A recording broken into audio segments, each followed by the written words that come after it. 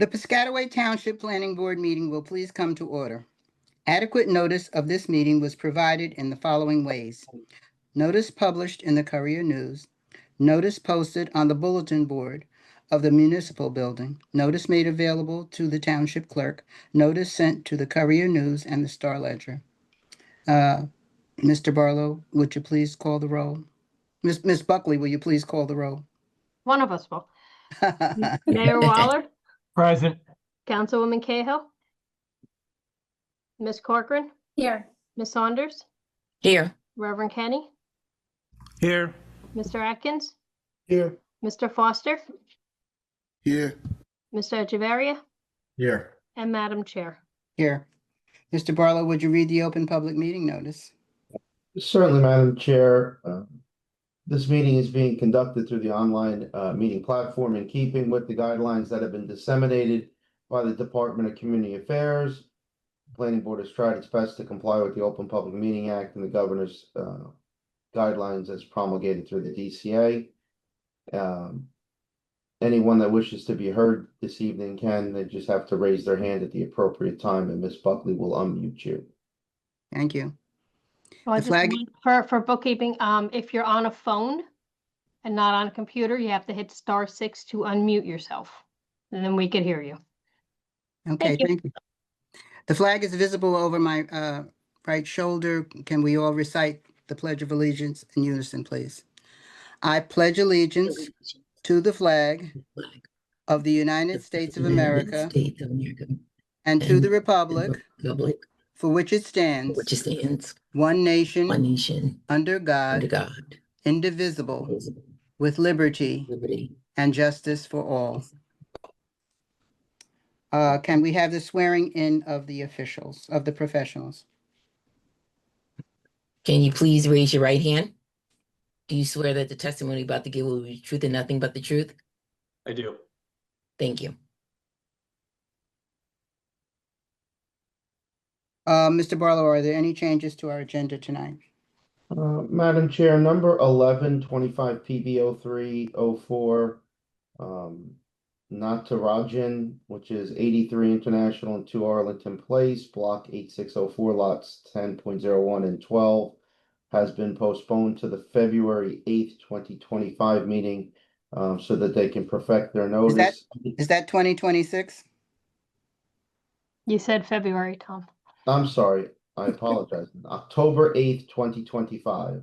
Okay, Holidays are over. Yay. So anyone who's here for that matter, it's not going to be heard this evening. It'll be heard on October 8th, 2025. That is the only change, Madam Chair. okay, thank you. Item number 8, adoption of resolution to memorialize action taken on August 13th. Ms. Saunders. I'm sorry, 1 second. There's no There's- resolutions, Madam Chair. Oh, no. And you have to pay the bills. Number 7. Okay, then we'll go back to 7, and can I get a motion to pay the duly audited bills, please? Madam Chair, Dawn Corcoran, I'll make that motion. Second, do I have a second? Reverend Kenny, I'll second that. Thank you, roll call, please. Mayor Waller, Yes. Miss Corcoran, Yes. Miss Saunders, Yes. Reverend Kenny, Yes. Mr. Atkins, Yes. Mr. Foster, Yes. Mr. Echeverria, Yes. and Madam Chair. Yes. Item number 9, minutes of the August 13th. Madam Chairman, Carol Saunders, I'd like to adopt the minutes of the regular meeting of August 13th, 2025. Do I have a second? Mr. Atkins, second. Thank you, roll call. Mayor Waller, Miss Corcoran, Yes. Miss Saunders, Yes. Yes. Reverend Kenny, Yes. Mr. Atkins, Yes. Mr. Foster, Yes. Mr. Echeverria, Yes. and Madam Chair. Yes. Item number 10, we have a discussion this evening. Yes, Madam Chair, by referral from the Township Council, Mr. Clarkin's here to discuss his investigation as to whether or not Block 6201, Lot 4.02, commonly known as 30 Knightsbridge Road, meets the criteria to be determined as a non-condemnation area in need of redevelopment.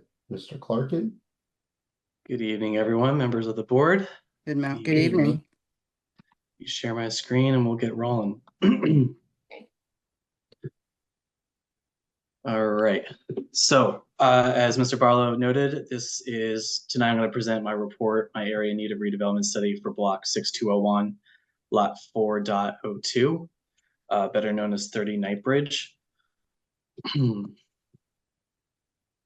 So to start off, the council adopted resolution number 25-192 to conduct this area in need of redevelopment study, non-condemnation.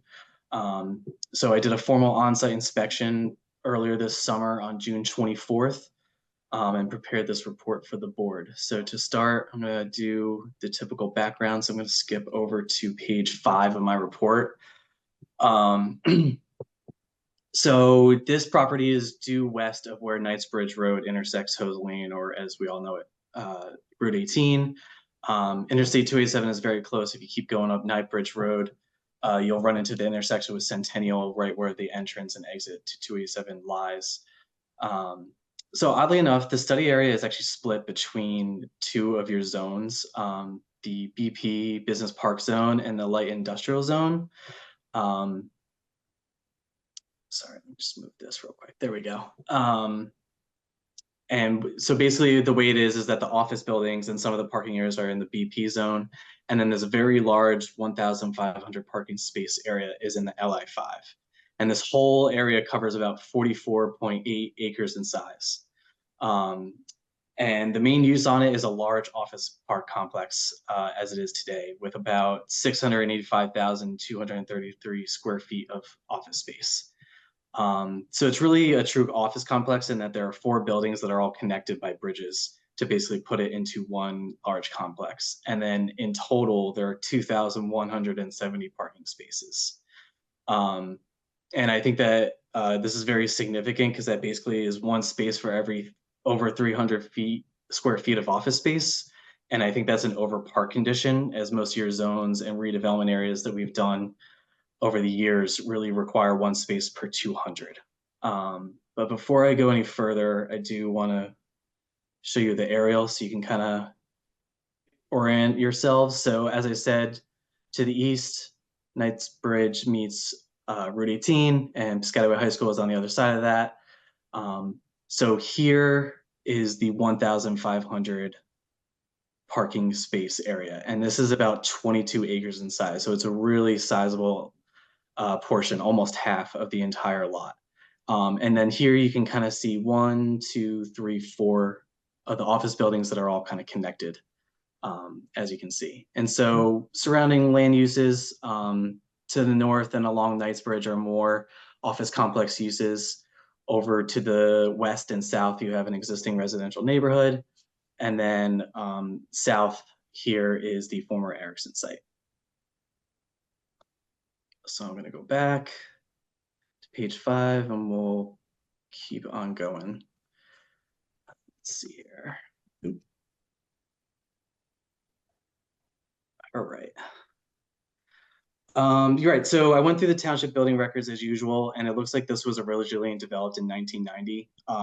Specifically, it looks like Telcordia was the main anchor tenant at that time. But when you look at the building permits over the last few years, it's almost exclusively interior improvements, like tenant fit outs, alarms, technology, stuff like that. So there's no upgrades been to the overall building itself.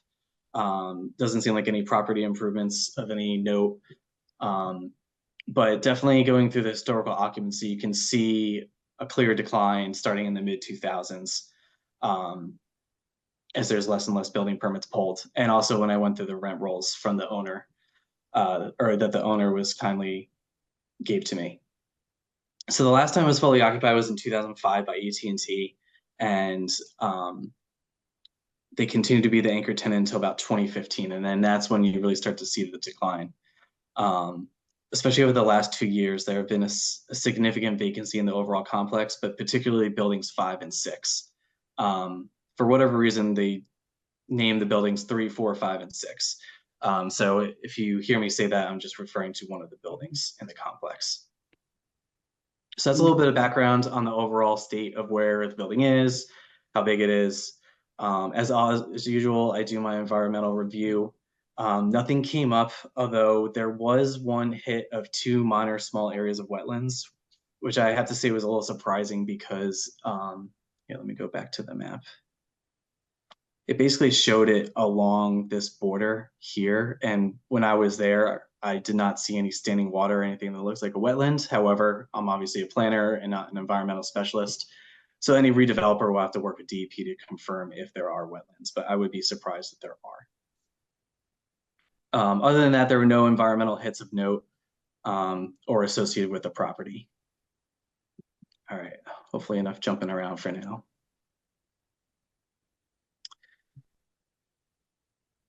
All right, so went over surrounding land uses. So master plan perspective, this definitely, this area needed redevelopment study is consistent with your master plan, as it notes that as vacant developable land diminishes, redevelopment will become more important. And then this is definitely an older area of the township that was developed in 1990, but the residential neighborhood adjacent to that was definitely well established in the 50s and 60s. So I find that this didn't need study, and any redevelopment plan would be consistent with your master plan.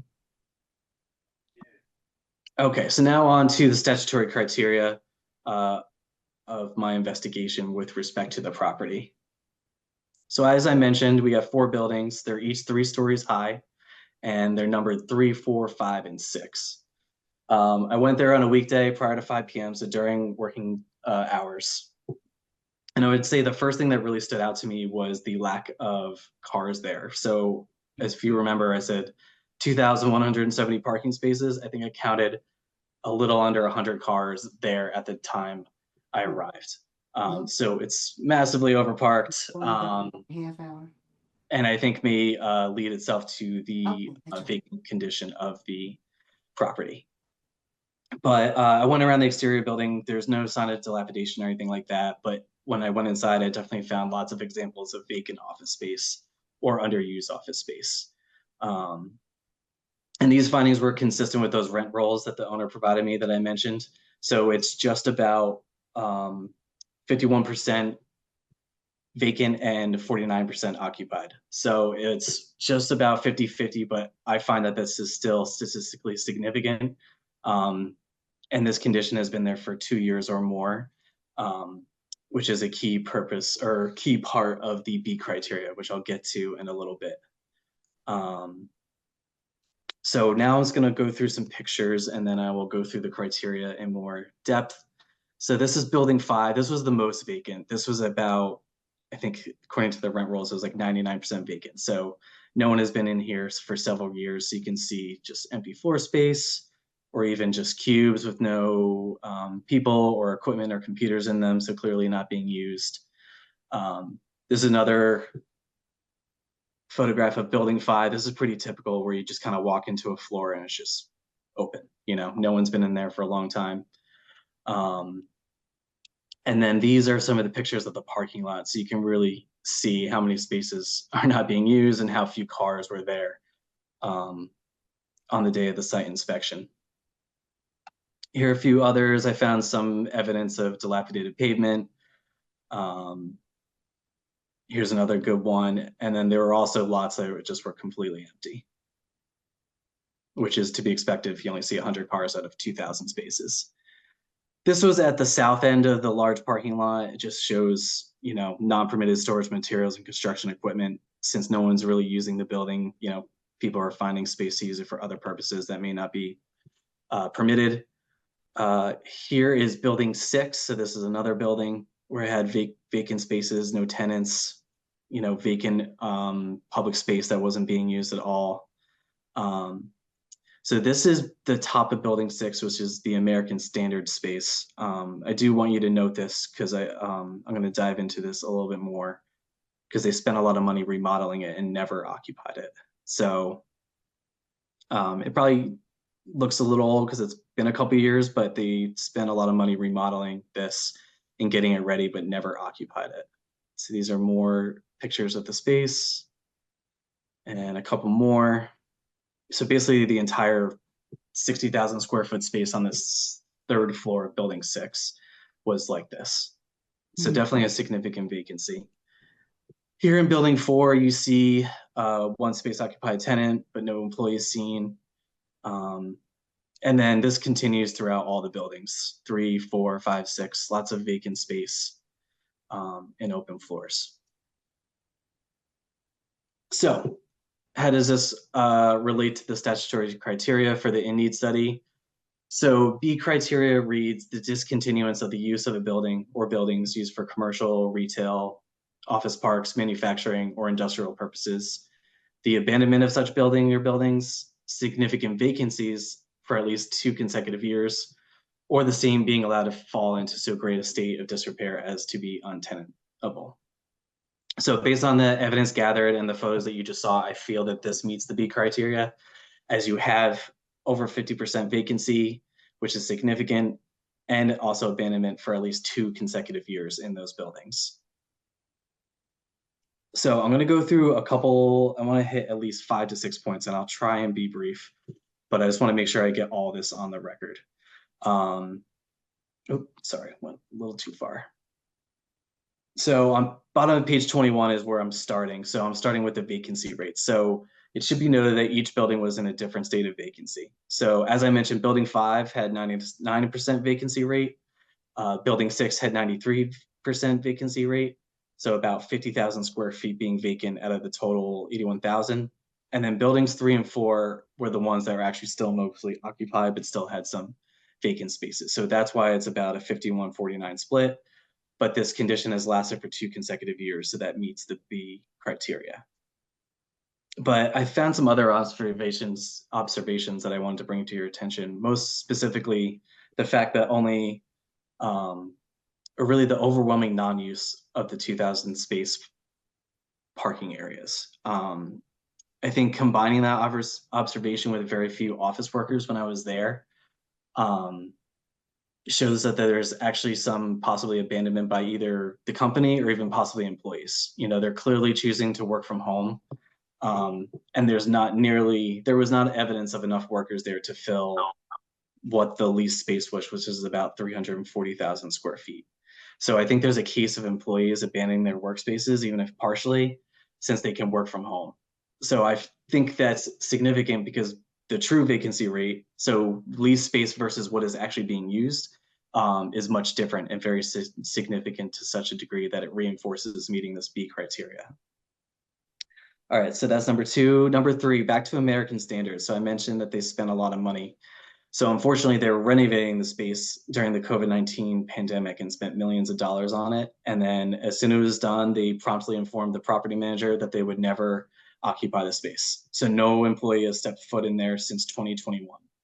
So even though they're making their lease payments, it's clear that they've abandoned the space. You know, no employees ever moved in. They spent a lot of money, but it didn't matter. And they also informed the property manager that they won't renew the lease. So I think this is a clear sign of abandonment, which is a key part of the B criteria.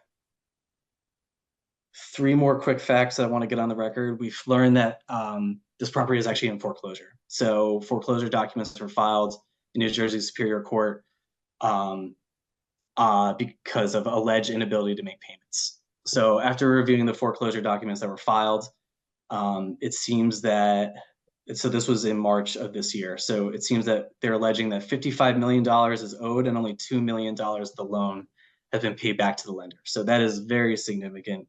And I think it really shows that the vacancy is so bad that they cannot pay the rent. The rent income is not covering the finances needed to make the loan payments back.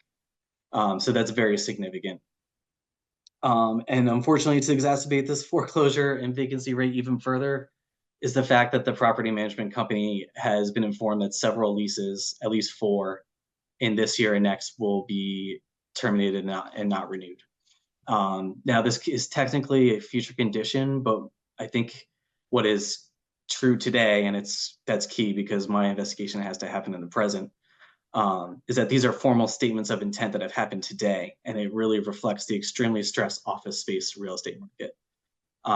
And the point being that this vacancy will not turn around. It's, work from home, AI are definitely changing the way we work every day. And it's just, there's too much supply of office space and too little demand.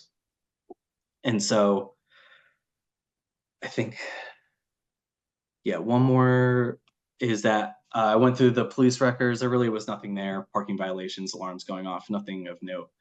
But when you look at the permits that were pulled, there were only 3 in 2023,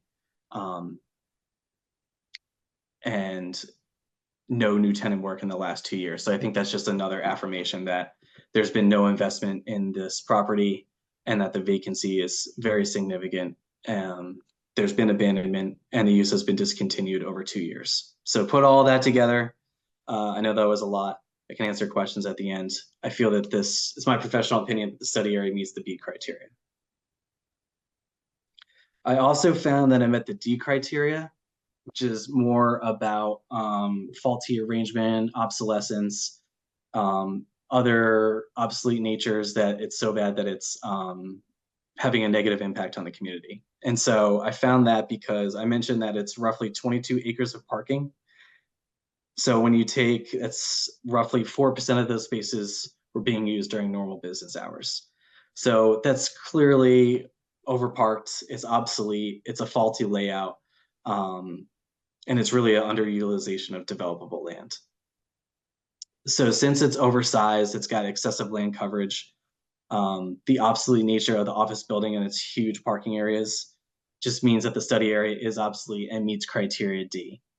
And this condition of the property is detrimental to the welfare of the community because reasonable productivity has worsened, causing negative impacts on the economic well-being of the community. But also you have diminishing land values, declining tax rateables, and a lack of employees using township businesses. So you put all that together, I think that the obsolete nature and faulty arrangement of this property is detrimental to the community. So therefore, I find that it meets criteria D. So in summation, I also said that the property meets the H criteria, which, if you remember, is the smart planning one.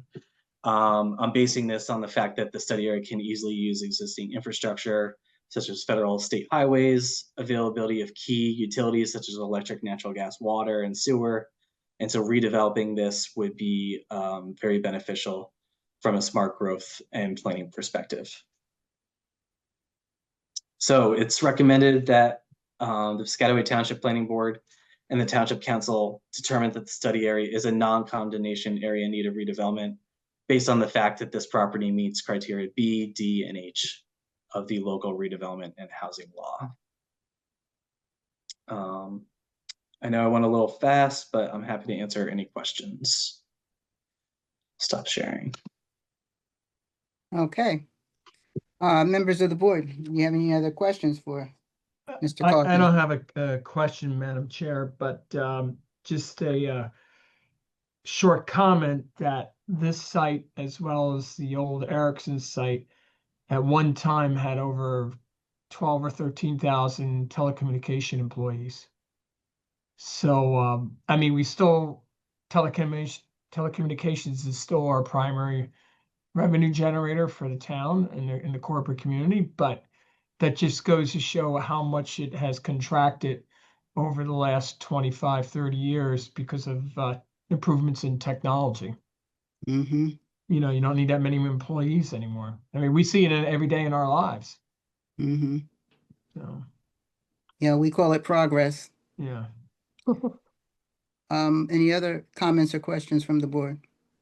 Just one comment I'd like to make, because I go through there quite a bit every day for the last, well, 10 years or so. And every time I go through it, I see the decline, less and less cars, and leaving unvacant land. You look out in the parking lot, nobody takes care of it. The buildings are vacant, and inside those buildings, they get mold and everything. But thank God he didn't find any mold or anything inside. So why should we have vacant land that can be usable for something else, a new type of development? I think this is a good thing. We don't need to have vacant land in this community. I think redevelopment is in order. No. Madam Chair, I also want to point out what Mr. Clarkin said. The fact that American Standard spent millions of dollars to renovate an area that they were going to lease out and never stepped foot in it says it Yeah, all. and paid the Yeah. rent. Yeah. And Yeah, paid that was the definitely rent. the most surprising finding. Yeah, yeah. And then they're walking away. Yeah. Mhm. I used to work in that building for until Really? about 2007, and we left because it was outdated. Wow. Hmm. Yeah. Yeah. There you go. I think we should open it up to the public then. Members of the public, if you have any comments or questions of Mr. Clarkin's testimony, would you indicate by either raising your hand or You can calling in? unmute by hitting *6 if you're on the phone, or raise your hand on the bottom. Here we go. Okay, we have Tomas. Float, sir. Hello, everybody. It looks like I cannot turn on my camera, so apologize for that, but I don't see an option here for that. So, Mr. Clarkin, I'm not. Sir, just real quick, just so we have it for the minutes, could you state your name and your address for the record? Sure.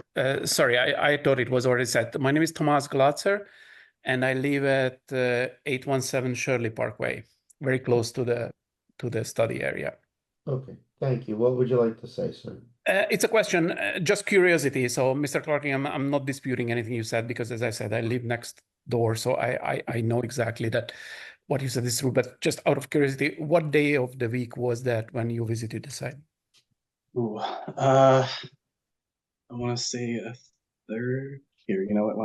Why don't I just look at the calendar Yeah, it was just. instead of guessing? Looks like a Tuesday. Tuesday. Thank you very much. Yep. Thank you, everyone. Thank you. Oh, thank you. Any other members of the public wish to ask a question or give a statement at this time? No, Madam Chair. Thank you. Close to the public. Well, you've heard this testimony. Is there anyone who would like to make a motion as to whether this is an area, non-condemnation area in need of development? Madam Chair, Dawn Corcoran, I'd like to make that motion recommending that the property be designated as a non-condemnation area in need of redevelopment. Carol Saunders, second. Thank you. Let's have a roll call, please. Mayor Waller, Yes. Ms. Corcoran, Yes. Ms. Saunders, Yes. Reverend Kenny, Yes. Mr. Atkins, Yes. Mr. Foster, Yes. Mr. Echeverria, Yes. and Madam Chair. Yes. Madam Chair, I believe there's also a resolution with regards to same recommending that to the Township Council. Ms. Saunders. Ms. Saunders, do you have a resolution? Okay. Give me one sec. That property reminded me of something out of Severance, if any of you watched that show on Apple. Haven't Okay. watched that one yet. I've heard of it. Oh, okay. Yes, I do. Okay, Madam Chair, I'd like to memorialize a resolution recommending non-condemnation an area in need of redevelopment Do I have a for second? 30 Knightsbridge. Okay. Do I have a second? Reverend Kenny, Madam Chair, I'll second it. Thank you. Roll call, please. Mayor Waller, Yes. Ms. Corcoran, Yes. Ms. Saunders, Yes. Reverend Kenny, Yes. Mr. Atkins, Yes. Mr. Foster, Yes. Mr. Echeverria, Yes. and Madam Chair. Yes. Okay, I think we're at the end of our agenda. We've paid the bills. Our next site plan meeting will be on September the 4th. Do I have a motion to, excuse me? Do we have a motion So to moved, Madam Chair. adjourn?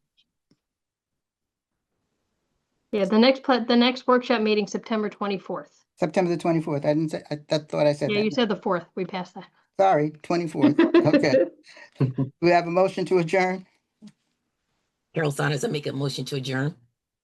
Do I have a second? Jack in a second. Okay, all in favor? Meeting adjourned. Enjoy. Have a good night, everyone.